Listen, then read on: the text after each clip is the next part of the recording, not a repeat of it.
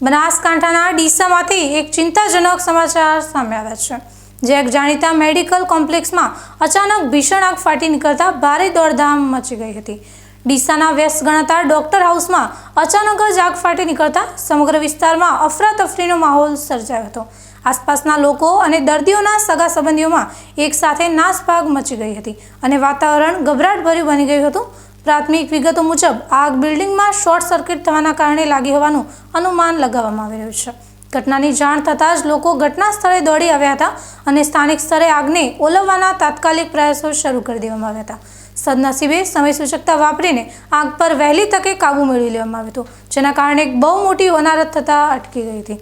આ અકસ્માતમાં કોઈ જાનહાનિના સમાચાર નથી, જે ખૂબ જ રાહતની વાત છે।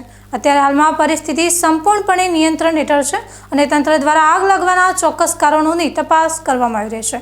સદનસીબે સમયસર આગ પર અંકુશ આવી જતાં મોટી જાનહાનિ ટળી છે, પરંતુ આ ઘટનાએ આવી ભીડભાડવાળી મેડિકલ ઇમારતોમાં ફાયર સેફટીના સાધનો અને સુરક્ષા વ્યવસ્થા લઈને ફરી એકવાર મોટા સવાલો ઊભા કર્યા છે।